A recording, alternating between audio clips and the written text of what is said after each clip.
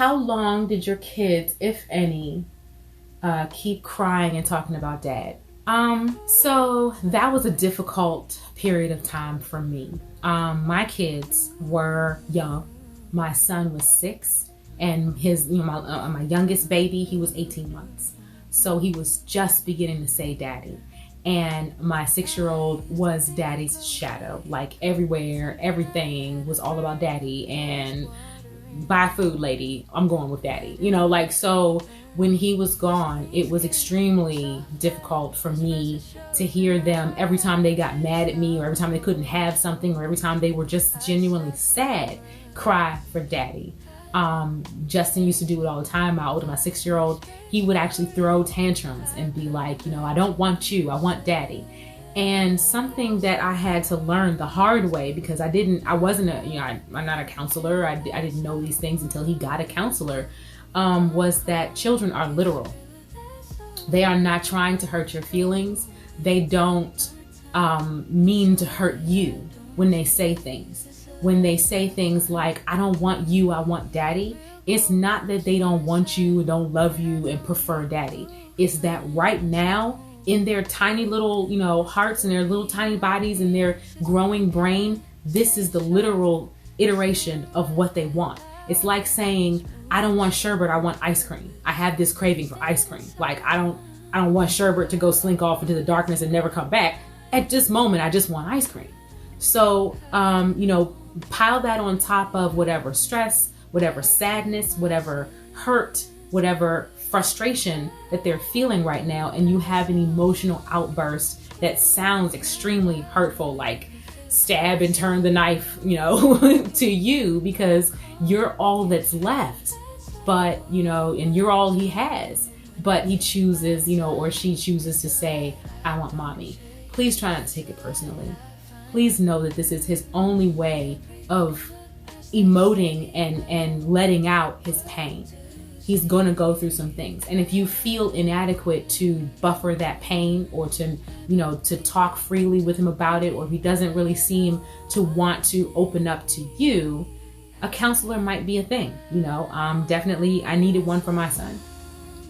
He still doesn't, he's 18 now, but he still doesn't really talk to me. He opens up to his grandma, and I felt some type of way about that at first. He opens up to his therapist. I was like, but I birthed you. 24 hours of labor, hard labor. And then just to have a C-section, I can go on. And then your behind was 10 pounds. I can go on and on about that. But what I was upset about was that, but I'm mommy, why don't you want to talk to me? Why would you prefer daddy? Or why would you say these things? Why would you shut me out? And it's not about you. It's about him actually having an outlet and choosing one. Could be grandma, could be auntie, could be, as long as it's a healthy place where he feels like he can, or your child feels like they can emote, and a counselor is going to be my first go-to. That's where that needs to be worked through, because feeling and beating yourself up about the fact that you're not enough, and he doesn't want me, and he wants daddy, and I'm a bad mom, and he's scarred for life. All those thoughts are completely pointless. All those thoughts are completely unhelpful.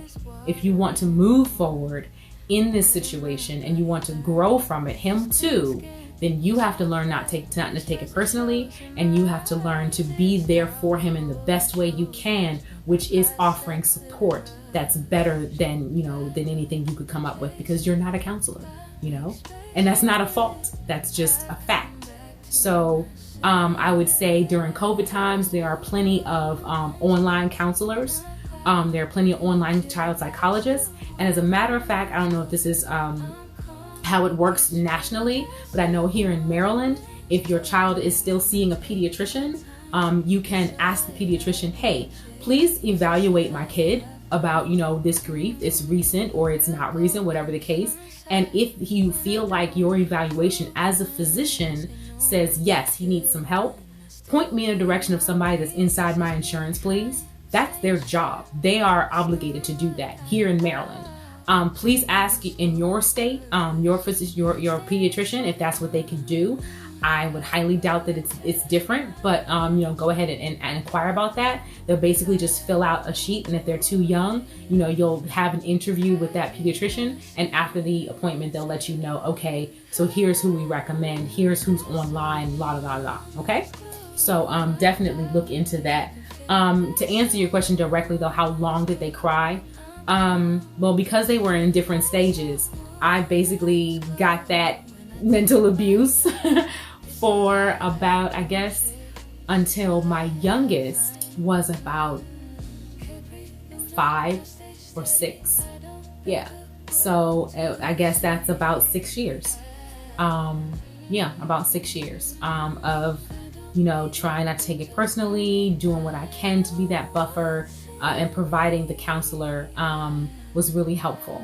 You know, every now and then, kids are kids. They're still going to emote whatever it is that, you know, comes strongly to them. They're still going to feel like they're the only ones in the world having these feelings, and they're going to project them at the first person they see. So you really, I can't say that enough, don't take it personally. Be the mom and get the help and find the support, and you know, don't just allow yourself to be a pincushion and throw your hands up and say, oh, I'm a bad mom. You're not. You're awesome, and you can do this. You got this. Okay? Hey, it's Maya Dion, and if you liked that video and it was helpful for you, comment below and check out some of my other videos about solo parenting and all things widowhood. Thanks for watching.